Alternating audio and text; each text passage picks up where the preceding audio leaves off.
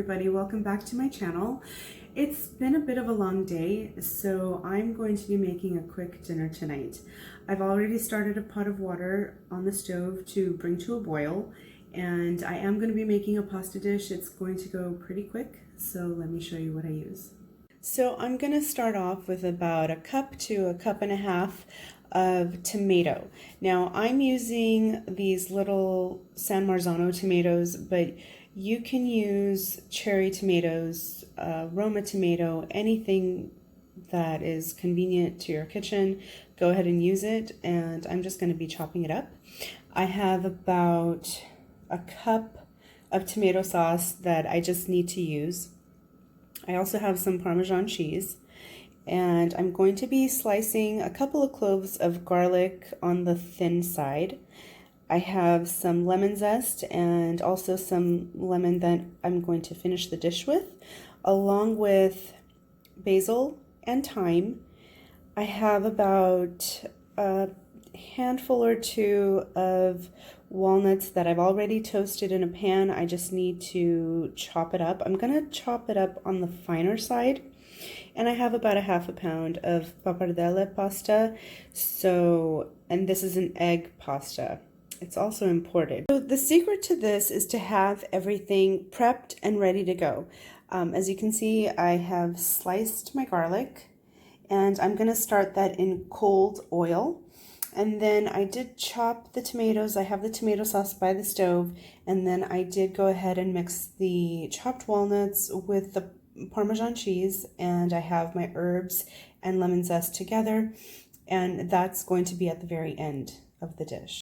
So here I have my pan, and I just drizzled some oil. I put the garlic in, and I'm going to put it on a medium-low heat. This is so that the garlic can go ahead and steep in the olive oil and flavor the oil. So as the oil starts heating up, you will want to kind of turn your pan so that the garlic kind of goes through everything. And after a few minutes, it may start to brown a little bit. You don't want this garlic to burn.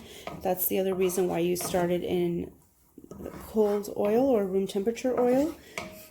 And try to get it sliced as thinly as possible. Sometimes it even melts into the oil when you do that.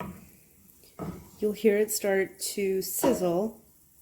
And just cook it really slowly. Again, my heat is on medium-low. I am using a nonstick pan. If you feel that your garlic is browning too quickly, just go ahead and turn down the heat and continue to cook this just for a few minutes.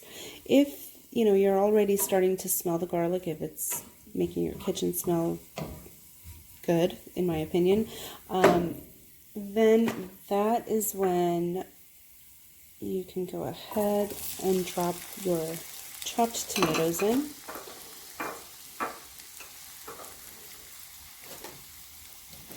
And I'm just going to stir this up, and now I'm going to raise my heat to medium.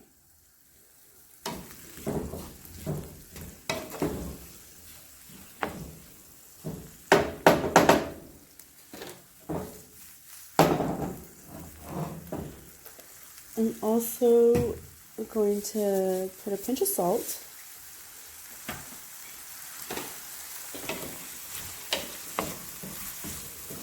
Now, the pasta that I'm using only takes about 5 minutes to cook. And what I like to do, depending on what I'm making, is I like to finish the pasta in the sauce. So I'm going to get my sauce pretty close to finished, and then I'm going to drop my pasta in for a few minutes, and then I'm going to transfer the pasta into this pan, and that will finish cooking the pasta in the sauce. If I had white wine, I would throw a little bit of white wine in here, but I don't. So I'm going to, as the tomatoes start to kind of melt down into the oil, I'm going to add my other sauce that I have left over.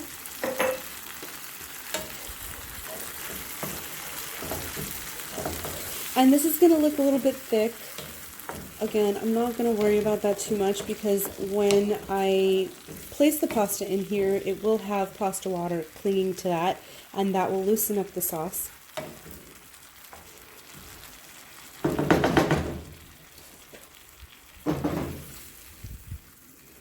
And I'm just going to cook this for another minute or so. Okay, so now that it's boiled for about a minute, I did go ahead and taste it for seasoning. I added a little bit more salt and also a few grains of pepper.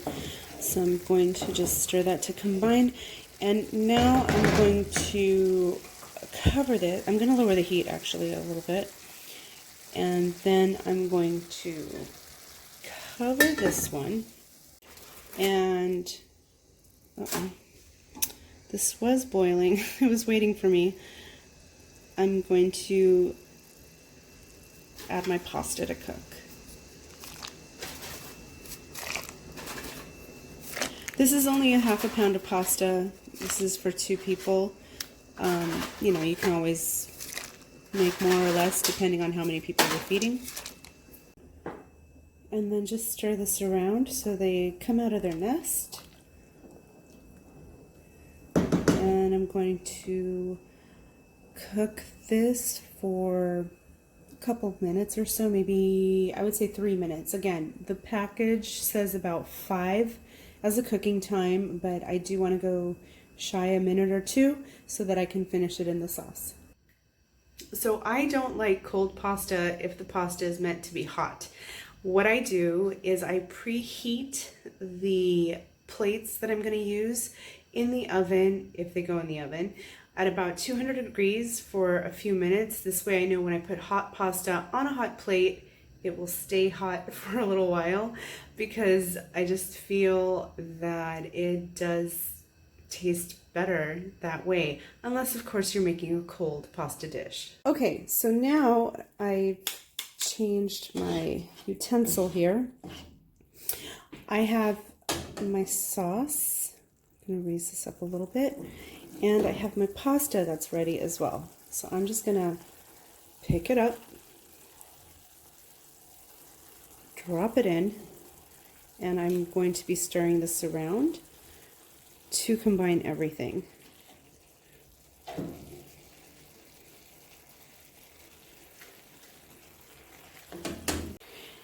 The nice thing about this is if you need to add some pasta water, you haven't drained it, you have it right there if you need it. So I'm going to add my walnut and cheese, and this is actually going to act as a binder for the sauce.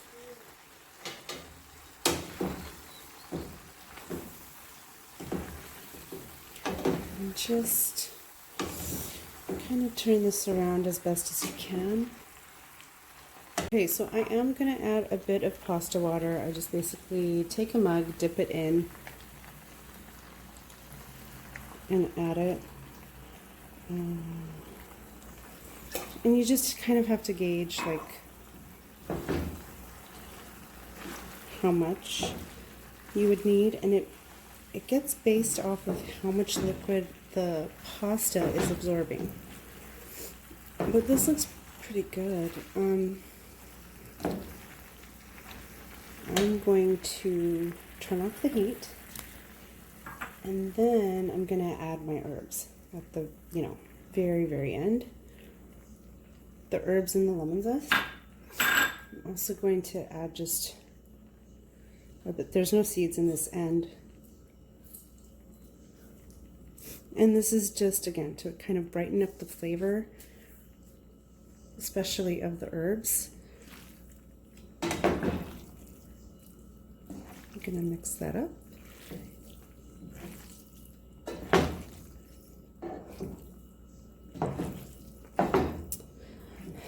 One of these days I will get a bigger pan, but for right now, this is okay.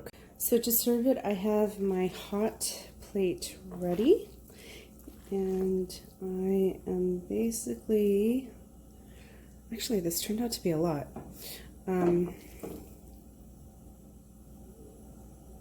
Just plate it. Some people do the pitchfork. I don't have one right now, but when I get one, I'll probably do the same thing.